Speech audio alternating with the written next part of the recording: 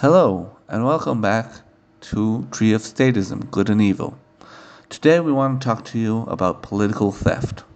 If any of you have libertarian friends, you have probably heard the phrase, taxes are theft.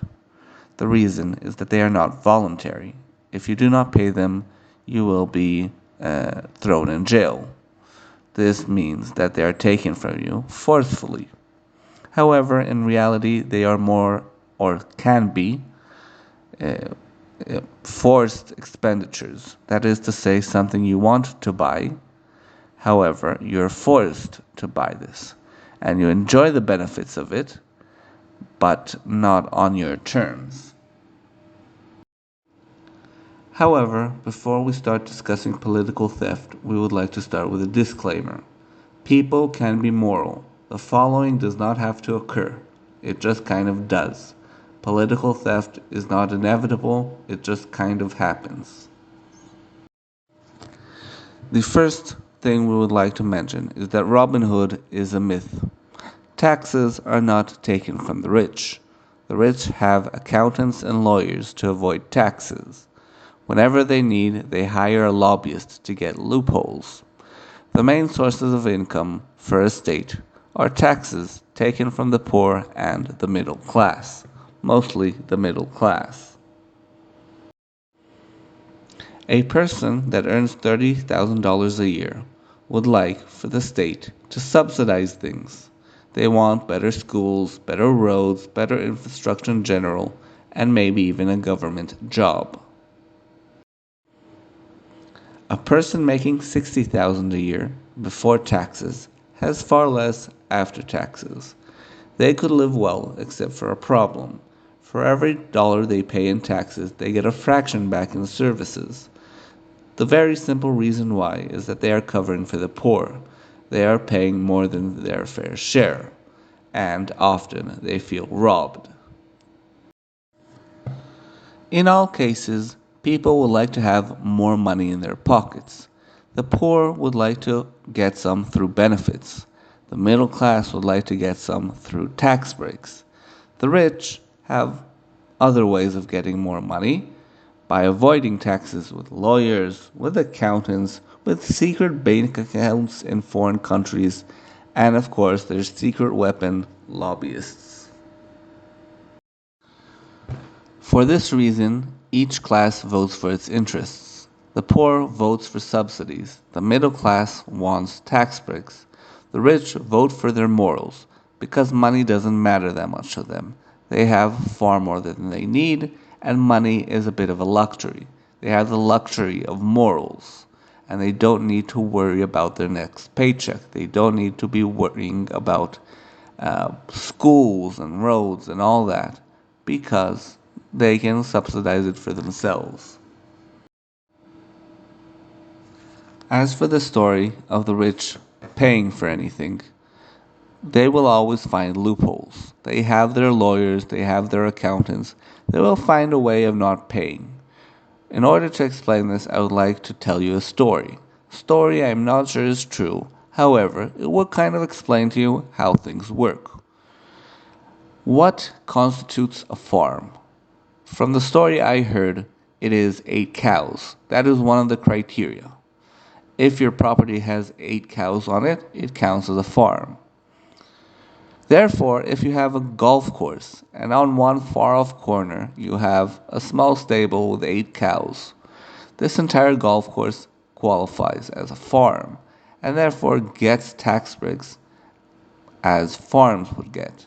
I'm not sure if this story is true, however, this loophole would mean that the rich would pay far less than what they should pay. Also, let's imagine we can somehow make the rich pay for things. You would have to understand that the idea that the rich will pay for this is split into two things. First of all, the rich will pay, they will pay taxes.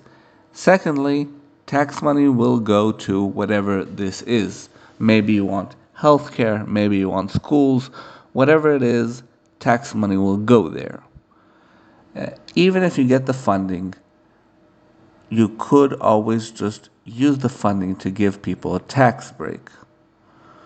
That is to say, I give more money as a rich person, and you give less money as a middle class and poor person. Or we could just pay for something else. Sure, you like healthcare, but maybe instead of paying for healthcare, we should take this money and pay for education, pay for roads, pay for the military, pay for something else. Is that a reasonable idea?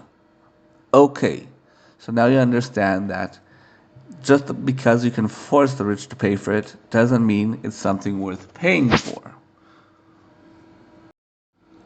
Now that we understand all these concepts, we would like to return to the one thing ruining politics: politicians. Politicians have a vested interest in showing you all that they gave you, because it is much easier to show your present than explain the price.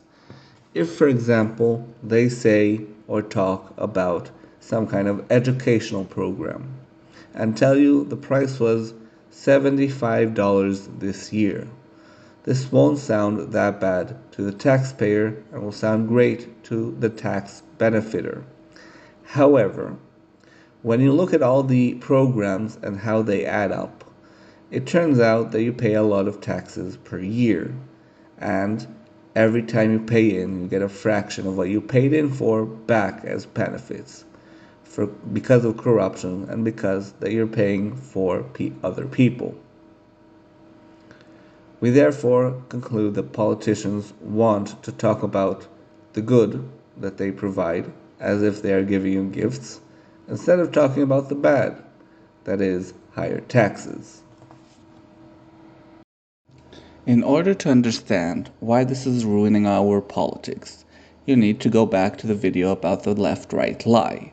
The problem we discussed there is that people build coalitions. Small groups band together to form one big group that can dominate the state. Sometimes it's over religion because your God is wrong. Sometimes it's ethnicity because your skin color is bad.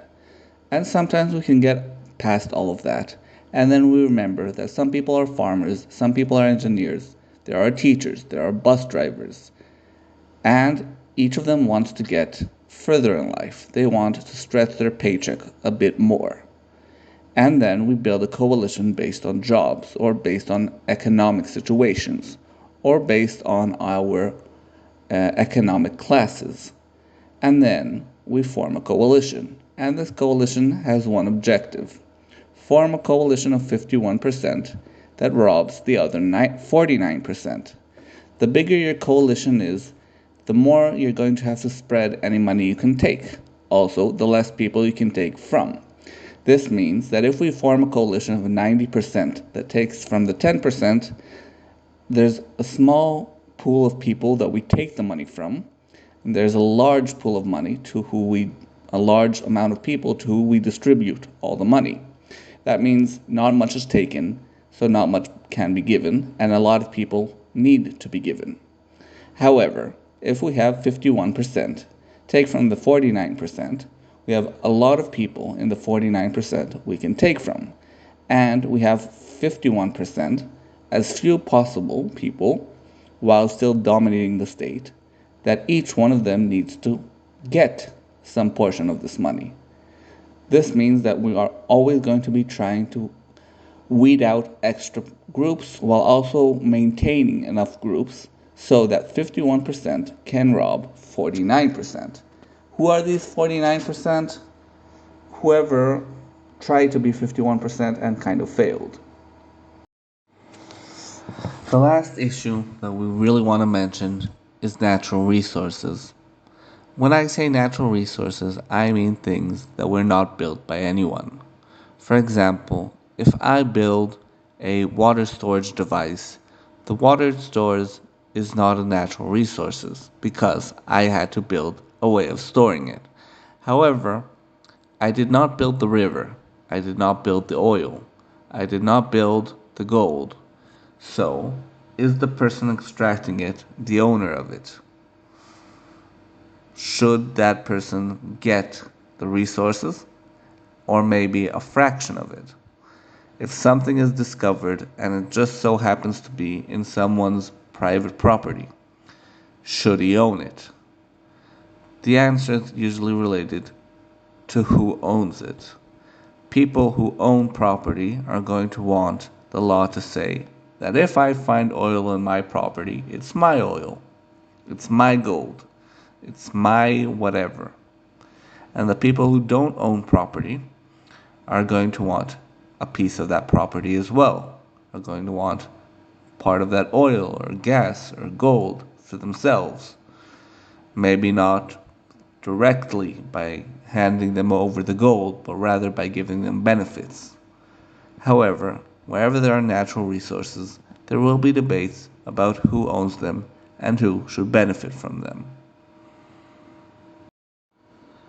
If you like this video, please comment, upvote, and subscribe.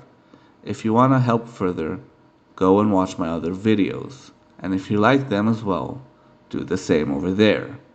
Also, please share this video and any other video you might think people might take interest in. If you want to support me further, you can buy my book on Amazon, Ancapistan by Noah Goodman. Thank you for watching, and good night.